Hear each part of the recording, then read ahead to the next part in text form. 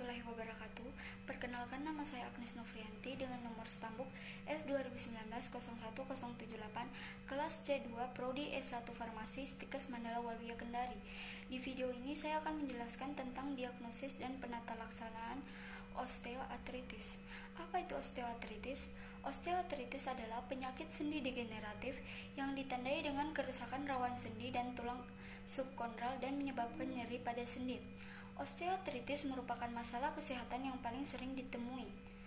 Osteoartritis diketahui dialami sepertiga populasi di atas usia 65 tahun dan merupakan 1 dari 5 penyebab disabilitas utama pada populasi usia lanjut di Amerika Serikat. Di Indonesia sendiri, kasus osteoartritis merupakan kasus penyakit reumatik yang paling sering ditemui.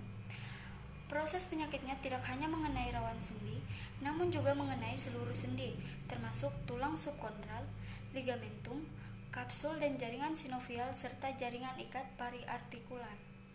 Pada stadium lanjut, rawan sendi mengalami kerusakan yang ditandai dengan adanya fibrilasi, fisura, dan ulserasi yang dalam permukaan sendi.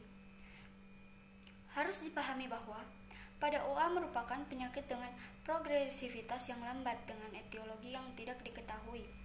Terdapat beberapa faktor risiko OA, yaitu obesitas, kelemahan otot, aktivitas fisik yang berlebihan atau kurang, trauma sebelumnya, penurunan fungsi proprioseptif, faktor keturunan menderita OA, dan faktor mekanik.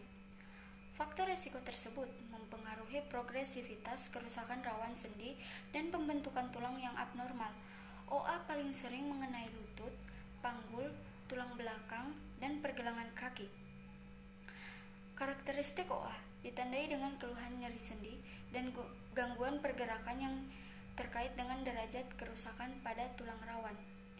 Sampai saat ini, belum ada terapi yang dapat menyembuhkan OA. Penata laksanaan terutama ditujukan pada pengendalian atau menghilangkan nyeri, memperbaiki gerak dan fungsi sendi, serta meningkatkan kualitas hidup. Penata laksanaan OA panggul, lutut, atau OA pada tempat lain meliputi penata laksanaan secara non-farmakologi dan farmakologi. Operasi pengganti sendi hanya dilakukan untuk penderita dengan OA yang berat dan tidak respon dalam pengobatan terapi.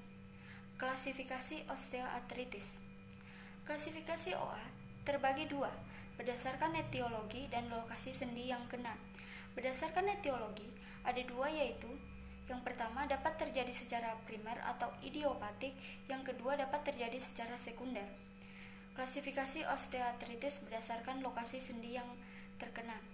Klasifikasi ini digunakan dalam penata laksanaan OA secara menyeluruh, baik secara farmakologi maupun non-farmakologi. Untuk kepentingan rekomendasi ini, penanganan OA tidak hanya pada sendi lutut, panggul, tumbal, tetapi juga dapat mengenai sendi-sendi di bawah ini. Yang pertama, OA tangan, OA lutut, OA kaki, OA koksak atau panggul, OA vertebrata, OA di tempat lainnya, dan OA generalisita atau sistematik. Selanjutnya, penyulit osteoartritis.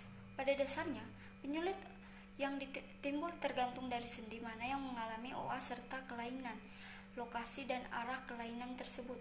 Penyulit tersebut bisa diakibatkan berbagai patologi. Beberapa diantaranya adalah efusi sinovial, osteofit, dan degenerasi jaringan sekitar sendi.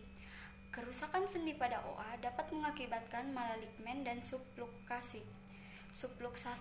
Penyempitan celah sendi asimetris mengakibatkan varus atau valgus. Ankilosis jarang terjadi pada OA, dapat mengenai sendi sakroiliaka dan simfisis. Fragmentasi permukaan sendi yang terjadi berupa debris pada cavum sinovial atau osteosondral bodies yang tetap melekat pada permukaan sendi asalnya. Pada sendi lutut, efusi sinovial dapat menyebabkan timbulnya kista Baker pada fossa popliteal. Selanjutnya, penata laksanaan osteoartritis. Strategi penata laksanaan pasien dapat pasien dan pilihan jenis pengobatan ditentukan oleh letak sendi yang mengalami OA sesuai dengan karakteristik masing-masing serta kebutuhannya. Oleh karena itu, diperlukan penilaian yang cermat pada sendi dan pasiennya secara keseluruhan agar penata laksanaan aman sederhana, memperhatikan edukasi pasien serta melakukan pendekatan multidisiplin. Tujuannya yaitu mengurangi atau mengendalikan nyeri.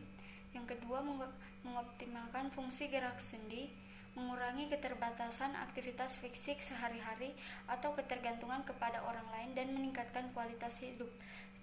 Nomor berikutnya, menghambat progresivitas penyakit. Nomor berikutnya, mencegah terjadinya komplikasi. Penilaian menyeluruh kualitas hidup pasien osteoartritis sebelum memulai pengobatan.